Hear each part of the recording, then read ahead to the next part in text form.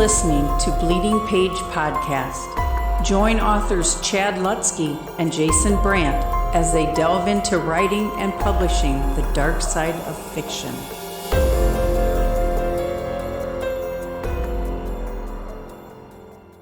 Thanks for listening to Bleeding Page Podcast. This is episode 3 with author Dan Padavona, who is the author of a bunch of thriller series, like Wolf Lake thriller series, the Darkwater Cove, and Dark Vanishings, which is a post-apocalyptic, kind of like the Stand-ish series. He has a bunch of standalone horror and some standalone thriller as well.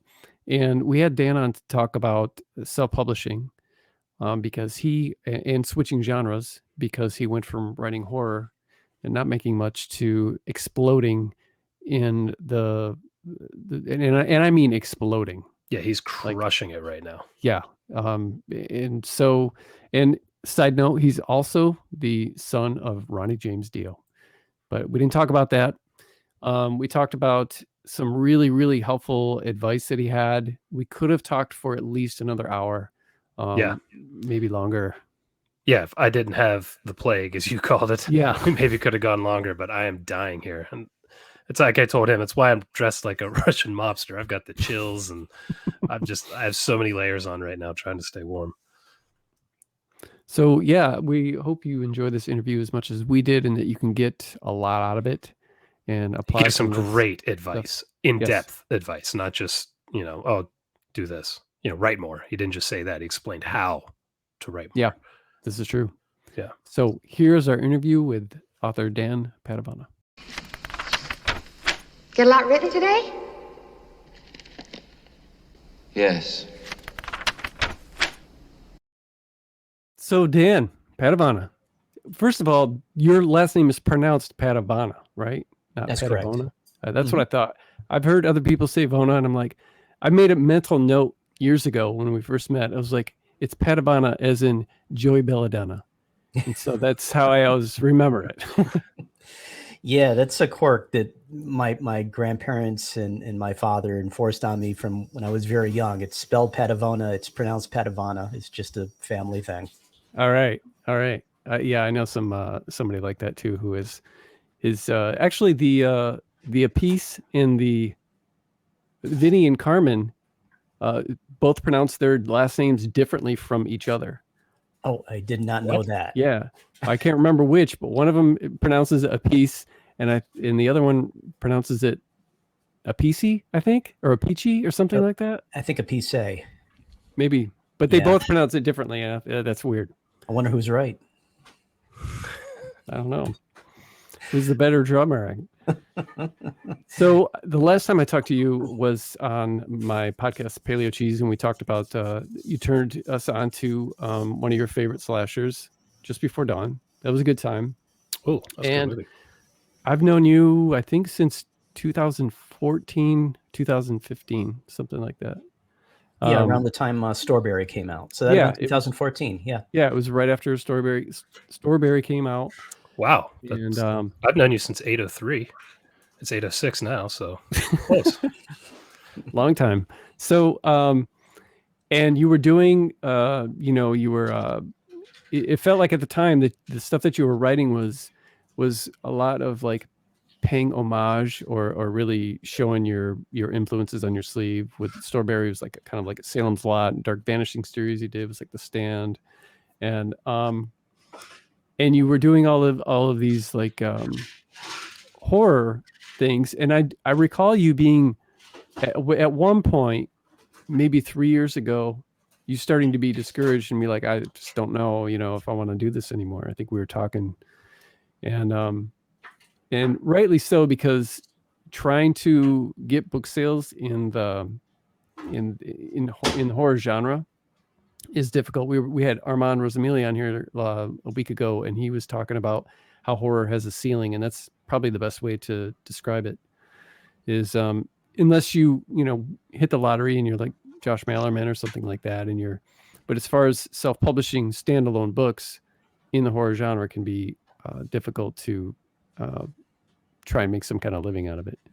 I have some theories on that. I don't know because I can't prove this mathematically. Just from my own experiences, I sold far more print books in horror as a percentage of compared to Kindle sales than I do in any other genre. And I noticed that when I went to place my books at like book signings, shows and whatnot, that they moved pretty well. And a lot of people would tell me that they don't buy the Kindle books. They prefer print. And I got a feeling for a long time that horror readers are very much tied to the way things were. They like their printed books. They kind of look out the side of their eye at the Kindle. Not every horror reader, obviously, but it just felt sometimes like I was swimming upstream, that I was competing in an ebook genre where a lot of horror readers just weren't, interested in even, reading in. So, I do think that there's a ceiling because it's a small genre to begin with, but I also think it's also a genre which is very tied to the past. So you think it's the fact that it's the readership is kind of old school? I think that's a good way to put it, is old school. It's not a negative connotation. It's just the way people like to do things. So you're a Kindle Unlimited author, and I think you're going to be always fighting against the tide if you want to make it as a horror writer, specifically as a horror writer. Okay. Did you have a horror series? Like, I see you have a bunch of thriller series now that do really well. Did you have a horror series? Yeah, the Dark Vanishing series, I think, qualifies as horror. That went in a few different directions. It's pretty much post-apoc, but it's also horror, and there's some goofy fantasy type pieces which are mixed in there as well. So yeah, there was a proof of concept, at least, of trying to make horror work with a series. And I think that if I were to do it again, it would definitely be a series. But I did not make it work with Dark Vanishings, and I certainly did not make it work with any of my standalones. Okay. Yeah. I was curious because I, just like in thrillers, my best-selling series is a thriller series, and my second is a post-apocalyptic series. And most of the people I see making money in horror aren't doing it in standalones. It's hard to promote those.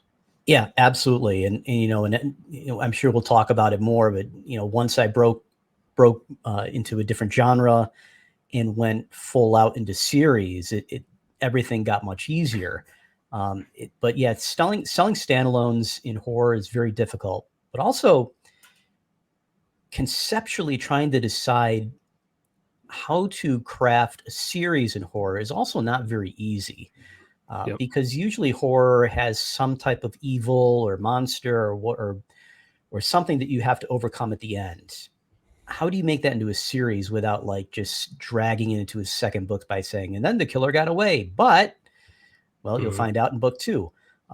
So, a couple ideas which I'd come up with over time was, one was that instead of writing, the typical horror trope series, for instance, Jason keeps coming back and killing camp counselors.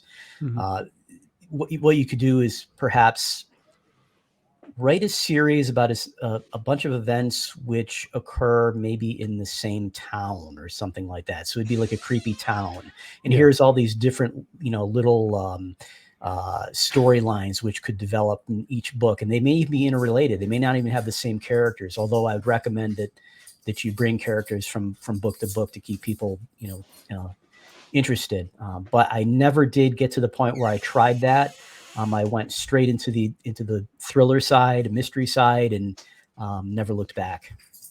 Yeah, kind of like creating your own little Castle Rock, and then have. I do like that idea, and I have toyed around with that a little bit. I know that they do that in some romance stuff too, and even like cozy mystery, they'll do that too.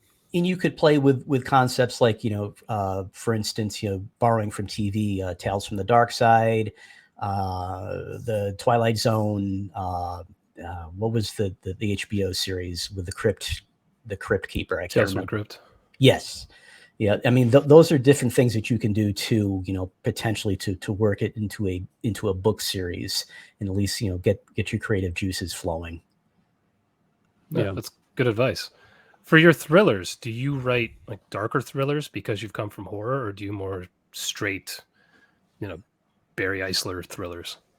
Yeah, they're pretty dark. I describe my writing as like dark mysteries and thrillers, borderline on psychological thrillers. But I don't think that they're quite in that genre. I think they are more mystery thrillers.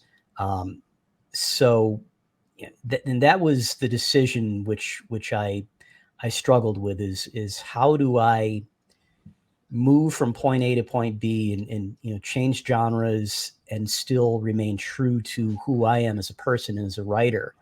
And that's where I came across the concept of writing to market. And writing to market is a bit of a controversial topic because I think a lot of people don't understand what it means. It doesn't mean selling out. That's not the implication. It's not like a punk band just deciding to switch to EDM because they want to stay relevant. Writing to market, I think, is like envisioning like a multiple circled Venn diagram. So you have one circle which includes the genres that you love to read and write, and then you have a second second circle which includes genres with strong readerships. And then you have yet another overlapping circle, which includes your strengths and weaknesses as a writer. And this is probably something which a lot of people don't talk about, but, how good are you at writing certain types of scenes? What about themes? Are there certain types of characters you like to write and their arcs? And if you can find that overlap between those 3 or 4 circles in the Venn diagram, you found what you need to write. And for me, it was, for lack of better description, serial killer thrillers. Not every mystery novel which I write includes serial killers, but they tend to get pretty dark. They tend to go to some pretty dark places compared to a lot of other thriller mystery writers. And in that way, I think they very much stay true to my previous strengths in horror, but they're now competing in a genre which has a lot more readers. And it's also about, as you decide that you're going to write to market, it's also about finding what it is about that genre which your readers love. And that's not easy either. So you really need to commit to reading very widely in that genre. If you decide, hey, I'm considering A, B, or C to write in, read the books in those genres, the top selling books from indie authors in that genre. Are there certain tropes that the authors are hitting? Why do you think readers love them? Is there something you can do to twist the tropes and make your stories unique while still meeting reader expectations, and also providing your own flair so that when people read it, they know that's a Dan Padavona novel. That's not a Lisa Reagan novel or an L.T. Vargas novel or whatever. That's a Dan Padavona novel. Yeah, you talked about writing to market, and I have in my case, if I feel like if I were to do that, it would feel like selling out because I have my stuff is all so short. It's novella stuff, and it has pretty much everything to do with the fact that I like isolated, an isolated incident and a small cast of characters, and my prose is very lean. So all 3 of those don't allow for, and plus probably 2/3 of my stuff is written in, excuse me, first person. It's harder to write something longer in first person. So writing something long is not on my side when you take all of those factors and put it together. But I have toyed around with doing something like even romance or cozy mystery or something like that. And I get right to the edge where I'm like, I could do this. I'm not against, I don't want to write erotica. I don't want to write steamy romance, but something like The Notebook or something like that. I'm not against doing that. I like that kind of stuff. I've never read it, but I should, like you said, that you've got to do that, because there are certain expectations that have to be met. Like cozy mysteries, you got to have a cat in there. You got to have, that kind of thing. You got to have a bookstore in there, or a quilting group, or something. There's just so many different things that you that are expected. But I did try an experiment. I wrote a vampire, like the first in what was to be a vampire series, with a female protagonist. And I tried to have it be fun, but I released under sort of a pseudonym, C.E. Lutsky instead of Chad Lutsky. So people still knew that it was me, but they knew that this was something a little different.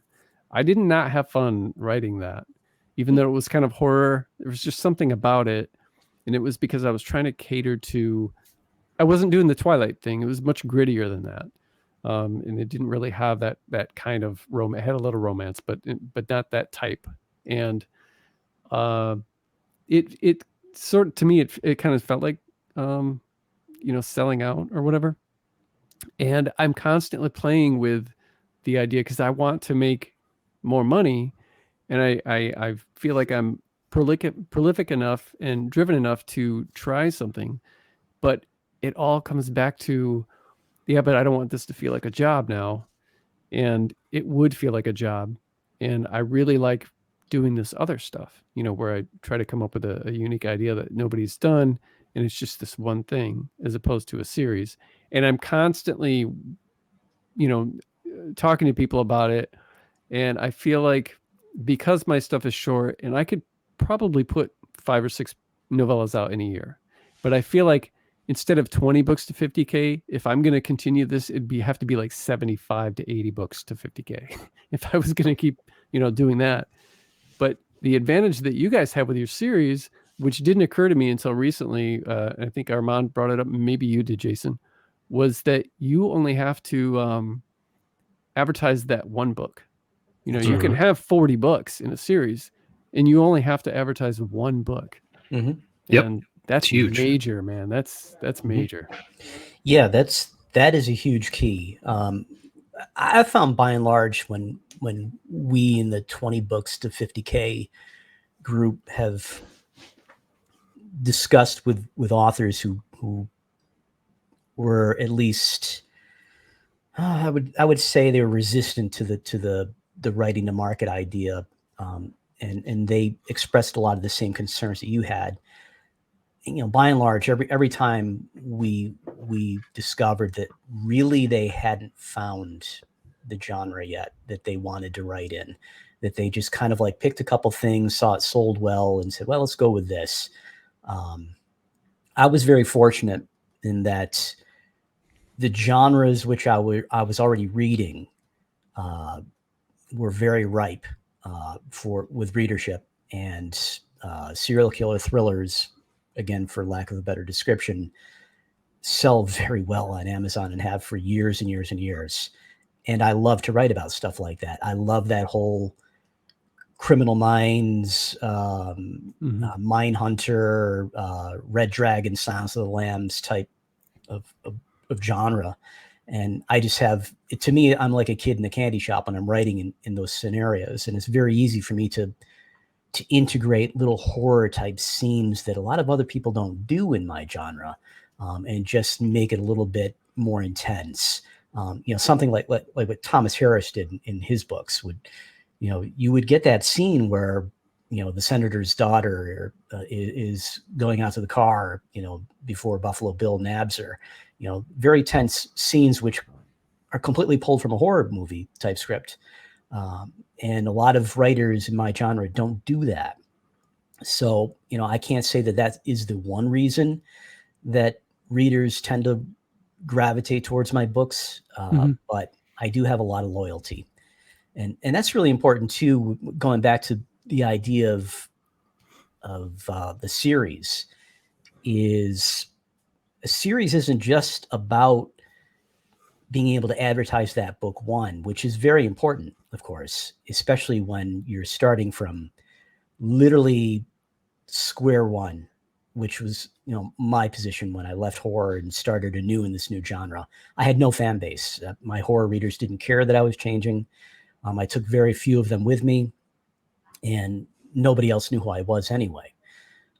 So yeah, I did have to advertise.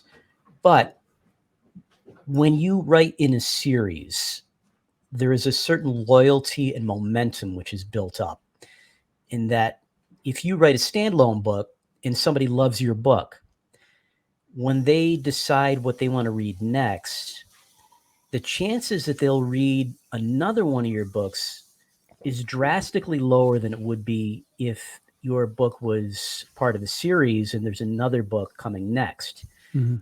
You've already funneled readers into the series. You already have the read through. They already have shown you that they're committed to your world and they want more of it. So that reader is going to download book 2 and book 3, and you can keep them in your reader fold for a long time. It doesn't mean that you need to dominate their Kindle. I mean, they're going to read other people. No matter how fast you write, there's always somebody who's reading 10 times faster than you can write. So, they're going to read far and wide, but they're going to keep coming back to your series. There's like a momentum which builds up, and it is tied to loyalty. And that's probably the bigger advantage than advertising, is, once you demonstrate to a reader, this is your type of book, and oh yeah, I've got 5 more just like it, waiting for you to read next, they're going to stick with you. And selling 6 books is a lot better than selling 1. Yes, it is. So you switched to writing thriller series. Did you do anything else to help propel your new career in a new genre? Yeah, I had to. Yeah, absolutely, I had to. Starting from scratch again. It's the first series I went to was the Scarlet Bell series, and Scarlet Bell is, for people who aren't familiar with it, is very close to almost like a mashup of the Thomas Harris novels and the Criminal Minds series, and they were written in novella form, and they were meant to be consumed kind of like people would binge watch a Netflix series. And it was, I wanted to come in with a different strategy. I'm not even sure that it worked, but a lot of people really loved that series. But when I released the first book, I mean, there was pretty much crickets. I had it out there for 99 cents, trying to entice people. Sold maybe 6 or 7 books the first weekend. It was like, who cares? I'm making 35 cents, per book sale. And I had books 2 and 3 ready to go in rapid release form, 7 days apart, I think, from the first books. And when those came out, I think I sold like 2 books of book 2, and then maybe book 3, I got like another 2 or 3 books out of. I mean, it was really discouraging. Sure. I was trying my hand at AMS ads at that point. I had never had success with AMS ads with horror, nor had I had any success with Facebook ads for horror, except for the Dark Vanishing series. I did have some fleeting success with that. So I decided to try my hand at Facebook ads again, and I got creative with the targeting. I think I was actually targeting Criminal Minds viewers. And you can when you're creating a Facebook ad, you can narrow down the audience strategically. So I started with that overarching audience, which was people who love Criminal Minds, brought it down to people who also love Kindle. And so that brought in readers now. And then I added a couple other things. I think that they were engaged shoppers, which means that, they're the types that get online and make purchases quite a bit. Okay. So I started with that, and right off the bat, I could tell that this is gonna work. I was pretty much breaking even on that ad, like right out of the gate. And I think I had about 4 books out of in those novellas by then. And I could kind of see the writing on the wall at that point, that if I get it up to 5 books and eventually maybe 8 to 10 books, and they're all selling at like $2.99, except for the entry book, we may actually be able to make a good return on investment on this. And as it turned out, the Scarlet Bell series never made me that much money. I made money on those ads, there's no question. But the important thing that happened during that period was I introduced so many people to who I am through Facebook advertising that I built a following. And then I started to get people signing up for my newsletter. And then when I next wrote the Darkwater Cove series, I was a better writer by then. I had a different idea in mind, something a little bit more intense, a little bit scarier. And just to show you that you can do some weird things too, and even in a genre where you do have to adhere to some tropes. That entire series is written in present tense. It's a very strange. I don't know that I would do it again, but when I go back and read it, it's like this couldn't be in any other tense. It has to be present tense. It's just so intense and it never lets up. And I built up enough of a reader base that people were kind of ready for me at that point. And I think I only sold like 40 or 50 pre-orders on Darkwater Cove. But by the time the sequel came out, I think I'd sold like 70 or 80. So now I had some loyalty in that series as well. And that just kept snowballing. By the time I got up to book 6, I mean, I was disappointed if I didn't have like 400 or 500 pre-orders going into that release. That's a big difference. Yeah. And that's like, just a 45 to 60 day pre-order. So it was just a snowball effect. More people coming into the fold, discovering me as an author, deciding they love the series. Long story short, I took all the Scarlet Bell books, all the novellas, and I packaged them into 2 box sets. And it just turned out that those box sets sell a lot better than the novellas, even though they're a lot more expensive. So I can sell the first box set for $6.99 on Amazon, and it does great. And then the second box set, I think, is either $7.99 or $8.99 or something like that. And you're advertising on those too? I advertise on the first box set, yeah. Okay. And those have been highly profitable ads since day one, and they're just so easy to sell. And then I just have a funneling system. At the end of every book, or in that case, box set, there's an invitation to read my next book or next series. And there's a clickable link and it will take you right to the Amazon page. Yeah. Amazon is much better these days if you have a series and you're, reading book 3, it will immediately recommend book 4 to you as soon as you finish that book. I mean, it's great. Amazon's really doing the job for you. But if you're going from one series to the next or one book to the next, it really does pay to have that link. I think that link helps anyway. And there's, and I swear by pre-orders too, because readers are most hot to buy your next book at the moment that they finish the one that they just loved. Don't remind them a week later. Now's the time. Get them now. That's good advice. And you do 60-day pre-order roughly? Roughly. I think these days I release a book every 55 to 65 days. So yeah, that'll be about the length. How many words? They come out about 270 to 290 pages.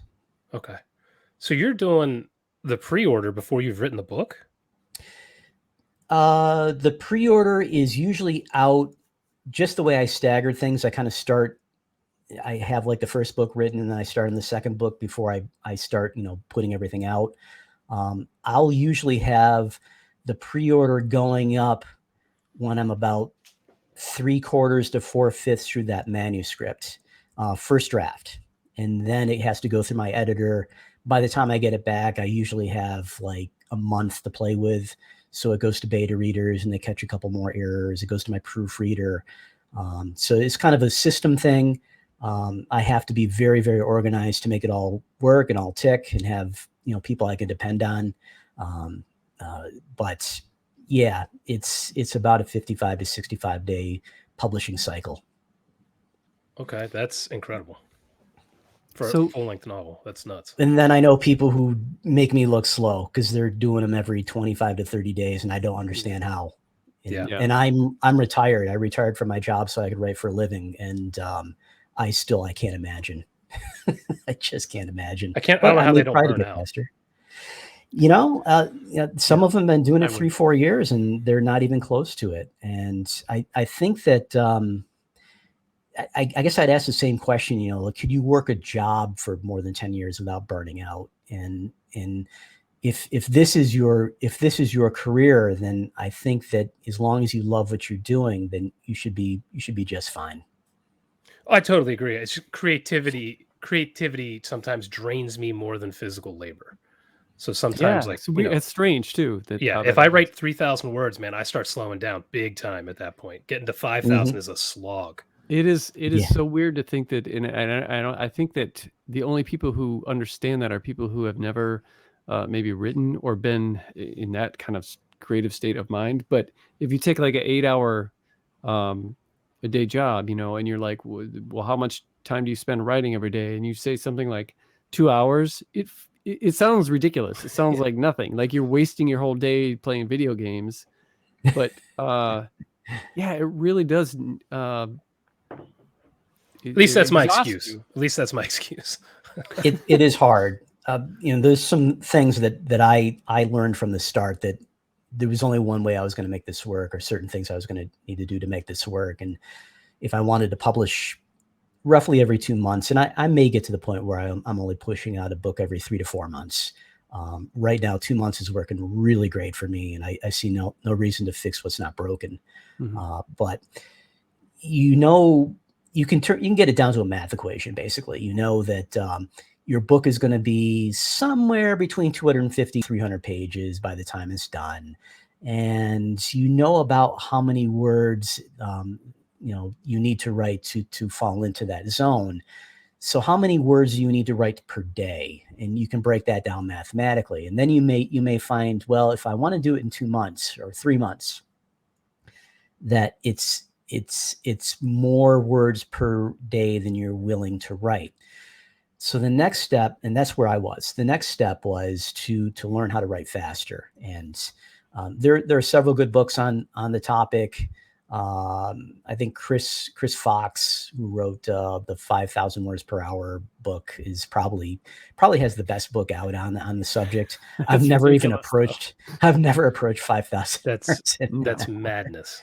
No, I haven't. But the point is, by following his methodology, his strategies, by working at it, I was able to increase. I would write like 30-minute writing sprints and would get about 350 words out in those 30 minutes. After only like 4 or 5 days, I was hitting 600 words in a half an hour. And then I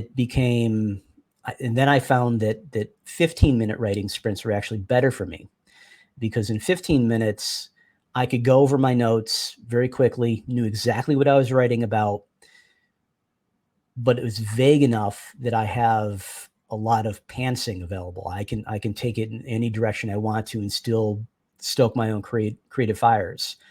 And at that point, I started to hit like 340 words in 15 minutes. You multiply that by 4, and I'm approaching 1,300 words in an hour. So if I work at this for like an hour and a half or so, that's a lot of words. Now we're pushing 2,000 words per day, certainly 1,700 to 1,800. And that is enough to get you to, a new novel every 2 months easily. Yeah. Oh yeah. Now, I know you've probably read, you've learned a lot in the last, 3-4 years doing this. And it seems that when these self-publishing success stories, a lot of these people are writing at least one nonfiction book that sells a lot. Have you ever considered at some point doing something like that on your own? I know several writers who do have self-publishing books out, nonfiction. And to be honest with you, in almost every case that I can think of, their fiction is far more successful than the nonfiction. So it'd be a waste of time, maybe? I don't think it would be a waste of time. I think that, like Chris Fox's books on the subject are by far my favorite. And not only do I have them on Kindle, but I actually have them on Audible too. I purchased them in Audible as well. So no matter where I am, if I'm out hiking or I'm driving in the car, if I just need that pick me up and I need that advice, I have it at my fingertips all the time. I think he does decently, probably pretty well with those books. In fact, I think every year he gives a breakdown of how much he earns, but per genre. But I think that his nonfiction vastly outsells his fiction, or his fiction outsells his nonfiction. I've written enough articles on my website and articles which I haven't released on my website. They're just sitting in there in draft form that I almost have enough to put together a nonfiction how-to book for indie authors. I'm toying with the idea. I've never done anything like it before. I've certainly read a lot of books on the subject, so I'm not exactly flying blind here. But yeah, I probably am going to do it. And I don't think I'll use mine. I think I'll use a pen name for sure. I think it'll probably be like a DJ Padavona or something like that, or a Daniel J Padavona. It's got to be different because I don't want to cross the streams, so to speak, and confuse readers of my thrillers and mysteries. Yeah, that makes sense. Yeah. I'll read it, man. If you choose to do that, I will. Yeah, we'll definitely. I've read some of that two stuff. purchases lined up. I think I read one of Chris Fox's books, and there's just so many out there. I've read everything from. I've read one on cozy mystery, which was really good, and I read a few on advertising, and I've taken what's his name, Brian Cohen's Amazon course and things like that, only to find out later that I'm not really writing the stuff that this kind of thing is meant for. But that's okay. It's I like learning, and it helps push me in different. I'm still undecided whether this is what I want to do. If I'm just going to try to put as many novellas out as I possibly can and remain hybrid, or if I'm just going to break down and find something like you did, where hey, I really like doing this anyway. This is like right in my wheelhouse. I'm just going to do this now. So I would like to. That has to be the case too, Chad. I mean, if it isn't the case, then you won't last in it because it's as you said, it's a grueling job. Writing creatively for 2 hours is a slog. It's not easy. Yeah. There are certainly tricks that you can use which will make it easier. Maybe you take a break in between and you go for a nice little walk and you brainstorm some more ideas, come back fired up and just boom, nail out your last half. I've certainly done that before. I try to stay very physically active. Certainly a lot easier now that I'm retired. I can get out on my bike. When it's cold out now, I'm on the Peloton or I'm lifting weights or something. It really does help me to keep a clear mind and to be a multi-dimensional person too. I'm not just a writer. I have a lot of other things going on. Yeah. So, okay, I've got a scenario for you. I wanted to ask you about this. I just recently released a book. I know that I didn't do proper in its release. Okay. I've only done pre-orders maybe once or twice before. I've heard both arguments, why you should, why you shouldn't, just the same way with why you should go wide, why you shouldn't. And I chose to do pre-order. I wanted to tell you briefly what my release was like and ask what you would have done differently. Okay, now this is not a series; it's a standalone novella. I did a 2-week pre-order, and I set the price at the price that it was going to remain, like $3.99. And then I wanted to get, and I set a bunch of review copies, e-copies out to reviewers. And then I usually send out paperback copies too to the people who like to post their stuff on Instagram, take all their photographs and stuff. That have the big followings on Instagram or YouTube. And so I sent some of those out. But as you know, you can't, unless you're going to order some author copies, and I think you can only order like 5. And I was going to send out like 10 or 12 paperbacks, not very many. But these people are going to be taking photos and I liked the cover. People liked the cover, and I didn't want that, that watermark across. So I thought, I'm gonna just send them, author copies. Not sorry, when I was referring to author copies, I meant like review copies. Yeah, advanced copies. Them. Yeah, mm-hmm. I'll send them author copies that, of course, in Amazon takes about 2 to 3 weeks to get them out. If you're gonna buy them like discount and send them out like that, they're not very quick about it.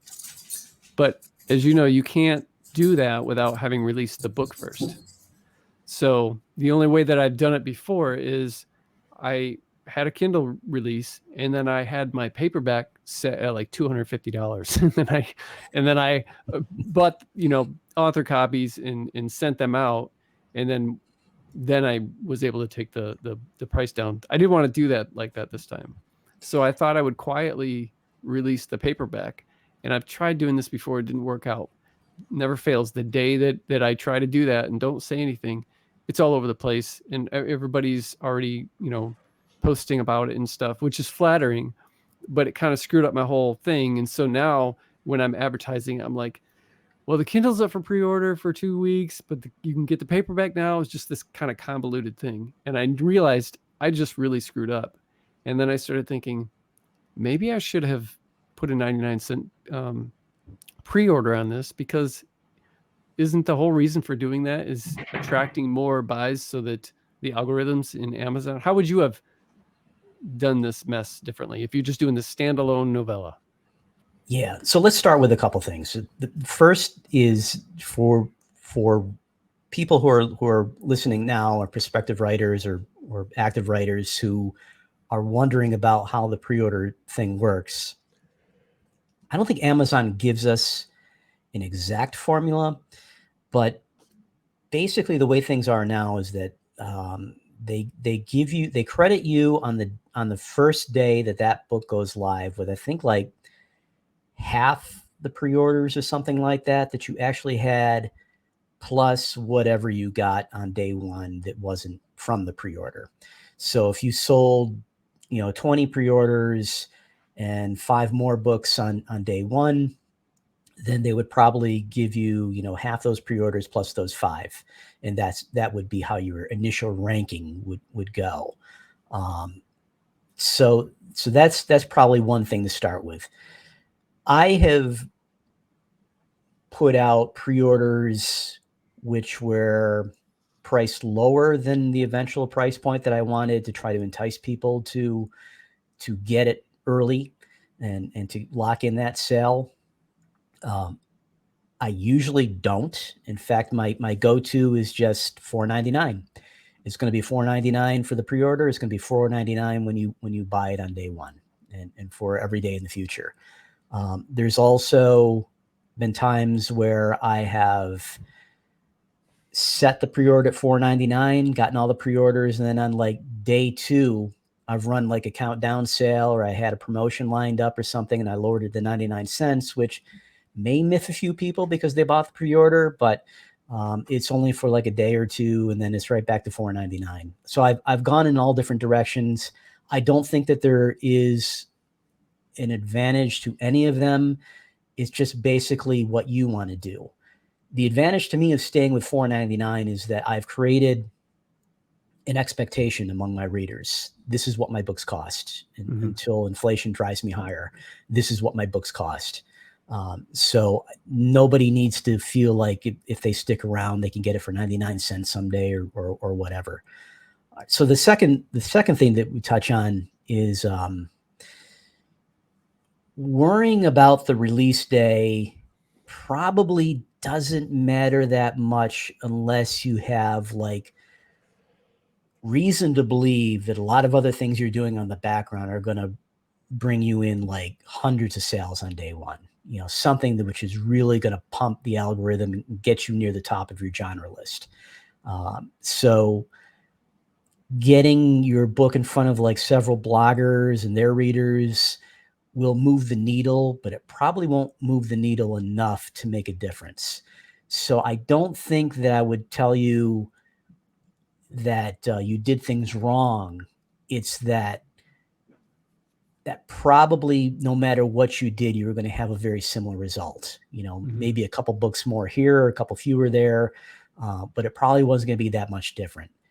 So much of my releases right now are just built on loyalty and momentum. When I say a new series is coming out, I already have enough readers involved in my other series that they sit up and take notes and go, oh, okay, I'll buy that. And of course, if this is a book in an existing series, then, the pre-orders are a lot easier. So, right now, if I have a pre-order on books, 9 or something in my Wolf Lake series, I'll easily eclipse 1,000 pre-orders. But for like the new book in my latest series, which was called Dust Corners, I think I sold about 200 or 220 pre-orders in that one. So it's starting over. It's just building up loyalty in this new series. So, I have to start over. I can't say that you did anything that was particularly wrong. Another advantage which I find too in writing in a genre where people love their Kindles, which is actually most of the hot genres right now, honestly, is that you can get away with providing advanced copies in Kindle form, which means you don't have to put your book out on Amazon. If you have like Book Funnel or Story Origin or you subscribe to any of those services, you can create an EPUB for your book, put it out there, and then send the link to your advanced readers, and they get to read it, how many days you want, before the actual release. When you start to get into how do I get this print book out, that's where it gets really touchy, because you can't without releasing it actually on Amazon. You have to press that button. And even if, like you say, well, I'm going to do it through a different company or whatever, and not put it on Amazon, once that ISBN is created, it exists. That's the official release date. No matter if you didn't only put it on Barnes and Noble or Kobo or whatever, it's out there. So unless you can find somebody who does print on demand books without publishing them, then I don't have an answer for that, how to make that work. And I'm not sure that there is a way. There probably is somebody out there who does print on demand like that, but do they do it better than Ingram Spark or KDP Create? Probably not. Yeah. That's good advice, man. Thanks for that. I'm gonna have to try some of that. I've been playing with Barnes and Noble Press, their paperbacks and their hardcovers now. They have tons of hardcover options. I don't know if they publish or not when you do something with them. I'll have to look. We won't keep up any more of your time. You've been amazing. Yeah, Jason, did you have you want to pop the last two that we usually ask? Sure. Of all the things you have done, what has brought you the most success? If you could boil it down to one decision you made or one service you used or anything like that. Well, I would say, going back to the old cliche, don't judge a book by its cover, but everybody does. The cover is so totally important. It is all encompassing important. So, when I switched into a different genre, one of the first things I did was when I started to read books in that genre to understand what made them tick and whether or not I liked them, is I would take a look at the credits, and I would see who designed the cover. And I would just start looking at all these books which ranked high in my genre, and I would make a list. Okay, this was designed by so-and-so. This was designed by so-and-so. And I just start sending out little emails to these people inquiring about, I would like to write in a book called such and such. I like what you did for so-and-so. Quote me a price. And I would start to get prices, and I would gauge, how easy the people were to work with. Once you get that killer cover, and that cover needs to, if you take that cover and you place it amid 5 or 6 covers in a row in the top 50 and on your genre, it has to stand up, and it has to stand up to them. It doesn't have to be the best one, but it can't look inferior. It can't look like it was like a budget cover. It has to look like really professional, and it has to like nail tropes, for your genre. I mean, I can take a look at just about any psychological thriller, mystery cover, dark mystery cover, and instantly know pretty much what I'm getting into. And that leaves a lot of room for creativity on the designer's part. But there's a certain look, there's color schemes, there's elements, there's obviously font.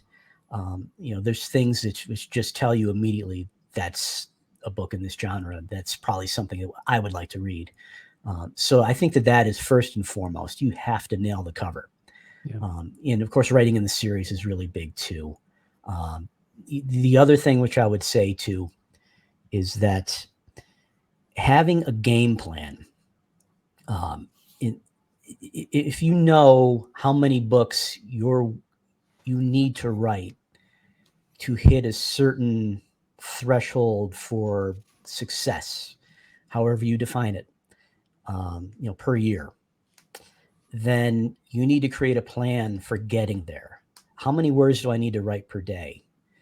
If you want to take off days, feel free. I don't subscribe to you must be like Stephen King and write every single day of your life unless you're like on your deathbed. No, I mean, you can take days off, but those have to be your rules. If you say I write every day, then you write every day. If you say I take 2 days off a week, then you take 2 days off a week. If you say I take like 9 or 10 vacation days for every book, then make that so. Whatever works for you, plan ahead, come up with a plan and decide, well, how many words do I need to write on the days that I do write to hit these expectations? When do I need to get my covers back from my designer? When do I need to get this book to my editor? When do I need to get the proofs back from the proofreader and my beta readers? And you have all that lined out and just, plan ahead. And so I think that, having a game plan is probably as important, if not more important than even the cover. You need to know how to get from point A to point B. And then you're also holding yourself accountable. If you're not doing it, then the person who's letting yourself down is staring you in the mirror. And that's what I put on what I laid on myself, and it worked. I mean, I went through a period where I think from maybe the second book or third book in the Darkwater Cove series until a year later, I wrote every single day of that year, of that 365-day period, except for Christmas. And I totally planned to write on Christmas, but I ended up working at my job. I was a meteorologist at the time until 4 a.m, I think, because we had a winter storm, lucky us, on Christmas Eve. And then by the time I got home and woke up and the kids wanted to open presents, I was like, I am not writing. I'm working on 4 hours of sleep and we got parties coming up. I just can't write today. I was right back on the horse the next day. And again, all but one day in 365 days. I eventually decided that isn't necessary. Especially now that I'm retired. I love to go for hikes. I love to go out with the dogs. I like to smell the roses, so to speak. So I've cut back a little bit, but I write almost every single day, and I edit every single day. And I'm always doing about 30 minutes in the evening of admin work, which could be working on ads or just about anything, answering emails, anything that helps my career. I'm working on it. So have that plan and hold yourself to it, and then go out there and get the best damn covers that you can get in your genre. And they're expensive, but they're worth every penny, because you're going to sell 1,000 books instead of 100 books. Right. Now, what one thing brought you the least return on your investment, whether it be money, time, effort? Social media. Okay. Social media. Well, Absolutely. that's funny that you say that, because that's all I rely on at this point. That's what sells all of my books, is word of mouth, social media, Instagram, Twitter, and stuff. So that's good to hear, man, because I would love to be without it. I like meeting some of the people, but dude, when you kind of disappeared from the scene and started doing your own thing, and then you come back just on fire with money and all these awesome books, you missed out on all the wonderful drama that we deal with on a daily basis. And I'm so jealous of that. But I know. Continue. I've taken courses on how to sell books on social media from very reputable services. I mean, I took Mark Dawson's Ad for Authors course. There is a Instagram, how to make money on Instagram module as part of that course. I think there's one on YouTube. I think there's one coming out on TikTok. I mean, Twitter, I think, may have one. I'm not positive of that. The bottom line that I have found, talking to author after author after author, very successful authors, some that make my earnings look like pennies. They, 95 out of 100 will tell you, I get nothing out of social media. I'm just there because I want to be there. People aren't, not that I don't make sales on social media. Even I made sales on social media. I make a few here and there. I've picked up readers on social media, but enough to really move the needle, probably not even close. There's always those 4 or 5 that out of the 100 that do really well with social media, and that seems to be their go-to and what moves their career along and puts food on the table. I feel that they're kind of like impossible to follow, because they're just like so good at social media that, and that's all that they do. It seems it's just, that's not me. I'm not going to be posting an Instagram photo every single day and showing pictures of somebody else's book, and that just doesn't do anything for me. So it's funny, when I left Twitter because it was just such garbage. Just it's a cesspool. I don't use it at all, really. Angry people yelling at each other, constantly. A lot of bullying and racism and homophobia. It was just a terrible, terrible environment. I left, I think, when I was making about $30,000-$40,000 in sales per year. And by the time I checked in on Twitter, like a few weeks ago, I was making 10 times that. And that was with 0 posts to Twitter, 0. It never made any difference for me. And really, I got to the point where I was only there to correspond with other authors anyway, or to talk about little topics. And it just wasn't worth it. Now, social media, however, when it comes to advertising, Facebook ads are great. If you can make them work. They're very hard to make work. When you nail them, they're like, a license to print money. So like right now I've got one out for Darkwater Cove, which we're just motoring along and doing great. And 2 more for the Wolf Lake series, and they're doing great. And they're probably adding like 10% to my sales every single day. It's wonderful. And I'm making like a 50% return on investment on those ads. Wow. So if I spend $50 a day, that means I'm making $75, Yeah. It takes all the read through to get to that point, but it really is happening. So yeah, social media to me is just a lot of garbage. You should only be there unless, if you want to. You should only be there if you want to be there and you have your friends there and whatnot. I think trying to like sell books through social media is very difficult, and a lot of people they're not going on social media to do that. I could not agree more. You have been awesome, man. So much good advice for everybody. I really appreciate it. Yeah, I appreciate that. And I'm so glad that we got a chance to talk about this kind of stuff. I see your posts. I look forward to your posts on I don't hang around yet too much on the 20 books to 50K. Every time I see your name up there, I don't get jealous. I get really happy for you, man. So thank you. Congratulations. I'm proud. You deserve it. I know you've worked really hard, and it's just it's so great to see.